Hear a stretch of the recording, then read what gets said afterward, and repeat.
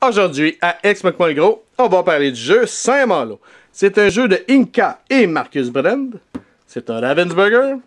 C'est un 2 à 5 joueurs. Une partie dure environ 60 minutes. Et notre édition date de 2013. Quel est le thème général? C'est simple. Vous allez construire une cité, ou si vous préférez une ville, à partir d'à peu près rien. Comment gagner la partie? C'est simple. Le joueur avec le plus de points en fin de partie gagne la partie. Qu'est-ce que le jeu contient? On a des crayons, on a le board central, on a 5 dés et finalement, on a un board individuel pour chaque joueur. Donc, première chose à faire, vous allez remettre un board individuel à chaque joueur. Vous allez lui donner un crayon. Vous allez mettre le board central au centre. Et ensuite, vous allez pouvoir commencer. Trouvez votre premier joueur. Votre premier joueur va babouiller la petite maison qui traîne ici, pour indiquer qui est le premier joueur. C'est bien. Ensuite, vous allez lui remettre les dés. C'est lui qui va commencer. Premièrement, on va parler un petit peu du board vite fait. Le board central est divisé par deux. En deux plutôt. On a la piste d'attaque des pirates et on a l'aide-mémoire pour les personnages. Donc, la piste des pirates, c'est simple. Vous jouez à 3, et bien 4 et 5, vous l'oubliez. Vous allez jouer seulement avec ces deux colonnes-là. Vous jouez à 4, vous rajoutez la quatrième, la 5, vous l'oubliez. Vous jouez à 5, vous jouez avec toutes. C'est simple. Et on a l'aide-mémoire. Finalement, votre plateau individuel se divise comme suit. Vous avez une traque de points qui se promène tout le tour. Ici, ici et ici, c'est un aide de jeu. Ici, ça va être votre banque. Ici, ça va être pour les bio. Et ça va être votre terrain de jeu principal. C'est là que vous allez construire ou vous allez placer tout ce que vous allez acheter avec vos dés. Comme vous remarquez, en début de partie, tout le monde commence avec 3 $, 2 bio et 4 caisses de production. Et finalement, ici, on a les canons qu'on va y revenir tantôt. Donc, à votre tour, c'est simple. Vous avez les dés. Vous allez les brasser. Vous pouvez rebrasser vos dés jusqu'à 3 fois en gardant 1, 8, 16. Manière de parler. Vous pouvez en garder autant que vous voulez. Mais vous n'êtes pas obligé d'en garder non plus. Par contre, rendu à votre troisième fois, peu importe ce que vous allez pogner, vous n'avez pas le choix de les garder. Par contre, si vous regardez ici, vous pouvez pour 2 piastres changer la face d'un de vos dés. Donc, je paye 2 piastres, je me l'enlève et je change la face d'un de mes dés. Les seules faces qu'on ne peut jamais changer, ça va être les X. Tant que je n'ai pas brassé mes 3 fois, je peux brasser mes dés avec des X. Mais je ne peux pas acheter 2 piastres pour pouvoir les changer. Une fois que vous avez fini de brasser, admettons qu'on finit comme ça. Je vais vous rapprocher un tantinet. Mettons que je finis avec ces dés-là. Eh bien, à ce moment-là, je vais devoir activer une face de dés. Soit j'active ceux-ci, soit ceux-là, ou admettons que ce serait comme ça, ou soit celle-là, mais je ne peux pas tous les activer. Si je décide d'activer les murailles, eh bien, je vais acheter les murailles, mon tour s'achève là, et on passe au prochain. Si je décide de prendre un personnage, je prends mon personnage, c'est fini, on passe au next. La seule chose qu'on va faire, c'est si on a un X. Le X, c'est les fameux pirates qui nous attaquent. Donc, peu importe qui est-ce que je choisis, lui, j'ai pas le choix de le subir. C'est bien? Les X ne peuvent jamais être changés comme je disais tantôt. Et une fois que je vais avoir fini mon tour, donc je vais activer mes dés, je vais faire les actions. Ensuite, on va faire l'attaque des pirates et mon tour est terminé par la suite. C'est bien? Maintenant, je vais vous expliquer les faces des dés. On a 6 faces, on a 5 dés.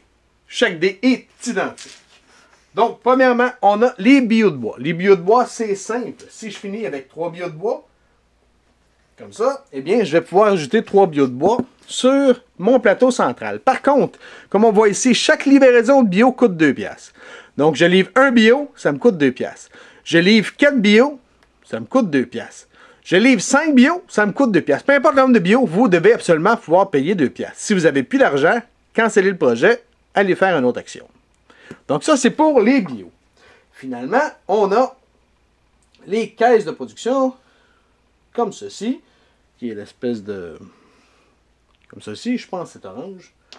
Donc, admettons que je finis mon tour avec 4 caisses de production, eh bien, je vais pouvoir dessiner des caisses de production sur le jeu. Chose importante, toutes les caisses de production que je vais construire doivent se toucher. Les diagonales ne comptent pas. Donc, chaque caisse doit être adjacente. Pas nécessairement à ceux déjà en place, mais les 4 nouvelles doivent se toucher. Donc, je pourrais décider de mettre une caisse là, puis une là. C'est bon? Donc, je construis mes 4 caisses. Si vous regardez votre terrain de jeu, on a des cases claires et des cases foncées. Vous pouvez mettre n'importe quoi n'importe où, sauf pour ce qui est des murailles. Les murailles sont les seuls bâtiments qui peuvent seulement être dans le tour foncé. Pour ce qui est du reste, j'aurais pu mettre une caisse ici si j'aurais voulu, il n'y aurait pas eu de problème. C'est bien? Donc, les pièces de production, c'est aussi simple que ça. J'en ai 4, je peux en mettre jusqu'à 4. Il faut qu'ils se touchent, les diagonales ne comptent pas. Tout aussi simple que ça. Ensuite, on a les murailles. Si j'obtiens, mettons, 4 murailles, ça veut dire que je vais pouvoir construire 4 murailles sur ma cité. Comme je disais, il faut absolument qu'ils soient dans les côtés ombragés. Les murailles ont 2 effets. Lorsque vous mettez vos murailles, admettons que... riez pas de mes talents de dessinateur, là. J'essaie de me faire ça vite. Admettons que j'ai 4 murailles, je me mets 4 ici. Lorsque je vais mettre la 5e ici, eh bien là, je vais avoir 2 effets qui vont se rattacher. Un tout de suite et un pendant toute la partie. Première chose, c'est que en construisant cette muraille-là, j'ai fini mon mur. Donc, je vais pouvoir voir le bonus qui est relié ici, qui est un personnage de 1 à 3. Ici, j'aurai 2 piastres, ici 3 points et ici 2 piastres. Donc, première chose que je fais, j'ai mon personnage, je peux le consommer, je le prends tout de suite, c'est fini. Et ensuite, chaque muraille, comme on peut le voir ici, me donne une force de plus 2. Pourquoi une force de plus 2? Ça va être pour les attaques de pirates, que je vais vous parler tantôt. Donc, les murailles, vous avez un bonus ici, et vous avez une force de plus 2 pour la partie entière. Si je finis l'autre mur, ça va être la même chose. Je vais avoir un plus 4 si j'ai les 2 murs, et je vais récolter tout de suite mon bonus qui est relié là. C'est bien? Donc, ce sont pour les murailles. Ensuite, on a les églises. Les églises, c'est simple. Mettons que j'ai 3 croix. Eh bien, je vais pouvoir construire une église. Je pourrais mettre une église comme ça, de puissance 3. Si j'ai 5, je pourrais mettre une église de puissance 5. Par contre, si j'ai 5 dés et que je n'ai pas besoin de l'église 5, je pourrais mettre une église 1 aussi. C'est comme vous voulez. Je ne peux juste pas le dépasser. Les églises, je vais vous expliquer à quoi ils servent. Mais c'est bon d'en avoir 5 différentes minimum si on est capable. Je vais vous expliquer pourquoi tantôt.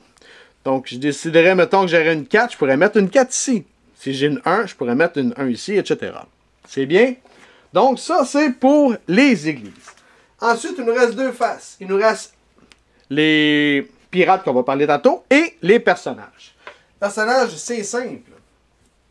Si j'ai 3 bonhommes, 3 têtes, ça va vouloir dire que je vais pouvoir construire un personnage ou ajouter un personnage qui est de niveau 3, 2 ou 1. J'en ai 4, je peux faire le 4, le 3, le 2 et le 1.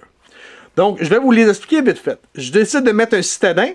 Un citadin coûte 1 et me donne 1 point. Donc, je pourrais décider de prendre ma tête et de mettre un citadin ici. Je mettrais un C et je l'entourerais, tout simplement. C'est bien. Qu'est-ce que le citadin me donne? Le citadin va me donner 1 point sur le champ, tout simplement. Ensuite, on a des soldats. Les soldats, c'est simple. Ils vont vous donner une défense de plus 1 lorsque vous allez être attaqué par les pirates. Vous l'avez 5, vous avez plus 5, etc.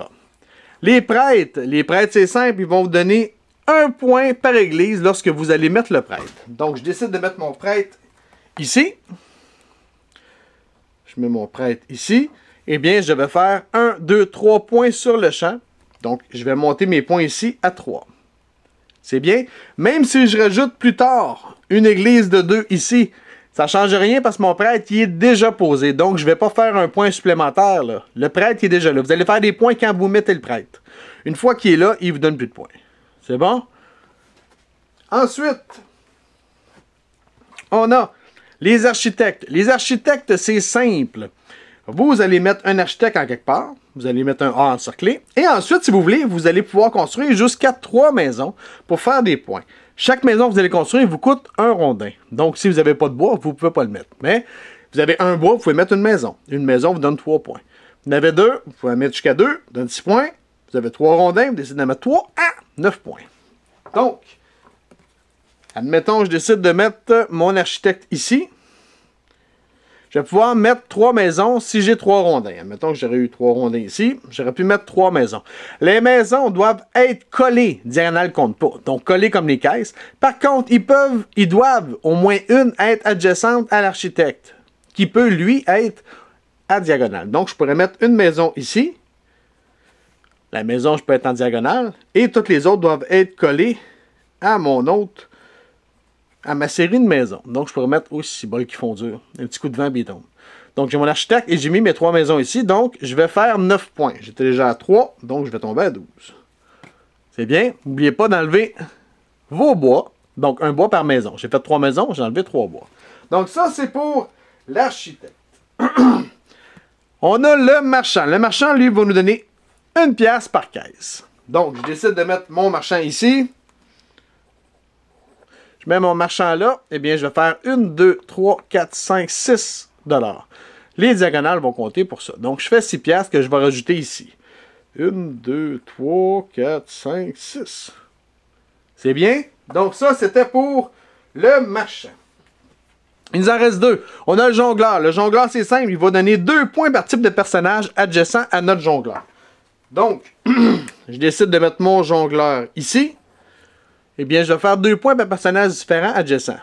J'ai un marchand, j'ai un citadin, j'ai un architecte. Donc, je vais faire 6 points que je vais rajouter sur ma piste de score ici. Grâce à mon jongleur. Et finalement, on a le noble. Le noble, c'est simple. Il donne 7 points. Donc, vous mettez votre noble. Je mets mon noble, admettons, ici. Je mets mon noble là. Je fais 7 points. Je le rajoute. C'est fini. C'est bien?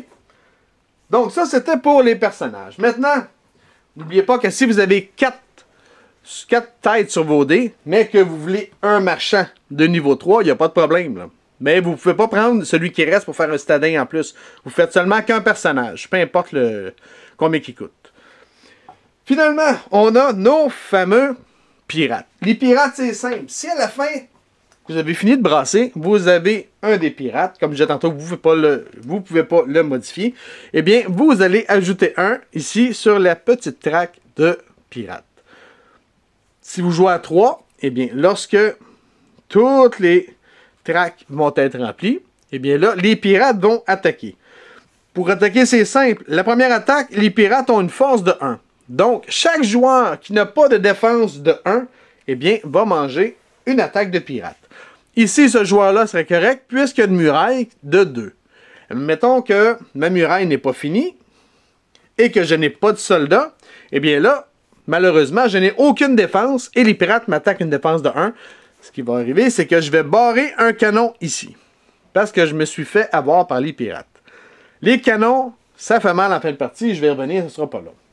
Si, admettons, on est à manger comme ça, on est à 3 joueurs, et que je pogne 3 dés avec des pirates, eh bien, non seulement je vais mettre L, mais en plus, je vais commencer la deuxième ligne. Deuxième ligne, les pirates ont une force de 3. Ensuite, 6, 8, 10, 12. Donc, à longue, c'est peut-être une bonne chose d'avoir un petit peu de défense. Lorsque vous avez fini la 12e, eh bien là, si vous avez des dés de pirates, eh bien, vous n'ajoutez plus rien, mais vous perdez vos dés quand même. C'est bien. Maintenant, c'est bien beau, c'est le fun, on a du fun, mais quand est-ce que la game finit? C'est simple. Le premier joueur qui va avoir fini de remplir toutes les cases de sa cité, vraiment toutes, autant abrogées que claires, eh bien, tout le monde va finir son tour et la game va être terminée. C'est pour ça qu'on a assuré tantôt la maison pour savoir qui est le premier joueur, puisque chaque joueur doit jouer le même nombre de tours. Donc, admettons que on est 3 et c'est le joueur à ma gauche qui finit, eh bien, tous les autres joueurs, jusqu'à temps qu'on tombe à moi, vont finir. Moi, je ne pourrais pas continuer. C'est bien.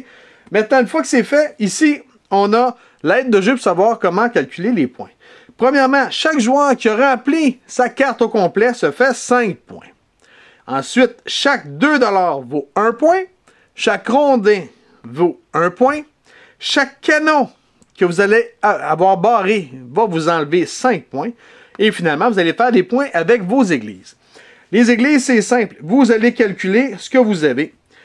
Vous allez calculer vos séries d'églises qui partent toujours par 1. Donc, si j'ai ici une église 1, 2, 3 et 4, donc j'ai une série de 4 qui va me donner 13 points. Si, admettons, je n'ai pas ma fameuse église 1, j'ai seulement une église 2, 3 et 4, eh bien, j'ai 0 points parce qu'il faut absolument qu'il soit en ordre chronologique, en ordre de chiffres. 1, 2, 3, 4 et 5. Admettons qu'ici, j'ai ma fameuse église 1. Ici, j'ai une église 1, une église 2 et ici, une église 4. C'est bol, je l'ai accroché beaucoup, hein, oui, puis rien. Donc, qu'est-ce que ça me donne? Eh bien, ma première série, c'est 1, 2, 3, 4. Ça me donne 13 points. Ensuite, j'ai 1 et 2 qui vont me donner 4 points. Donc, je suis rendu à 17 points pour les églises. Et ici, mon église 4 ne vaut rien puisqu'il me manquerait la 3 pour faire un 2, 3, 4. C'est bien? Donc, vous calculez tous vos points et le joueur avec le plus de points gagne la partie. C'est aussi simple que ça. Je fais un récapitulatif de 3 secondes. Chaque joueur reçoit un board. Le premier joueur assure la maison ici. Ensuite, vous allez brasser les dés. Vous pouvez les brasser jusqu'à 3 fois. Vous pouvez garder les dés que vous voulez là-dedans. Vous pouvez les brasser, il n'y a pas de problème, mais vous pouvez brasser seulement que 3 fois. Après la 3e fois, vous allez activer une série. Et seulement qu'une série, les autres dés sont perdus, sauf les pirates qui, à la fin de votre tour, vous allez rajouter des petites cases biffées ici pour l'attaque des pirates. Les pirates attaquent toujours à la fin de votre tour, donc si vous êtes capable de faire de quoi pour ce qui est des murailles ou quoi que ce soit, faites-le. C'est aussi simple que ça. La partie se finit quand un joueur a complété au complet son terrain de jeu. Une fois que c'est fait, tout le monde doit jouer le même nombre de tours. On calcule les points. La game est finie. Celui qui a le plus de points gagne la partie.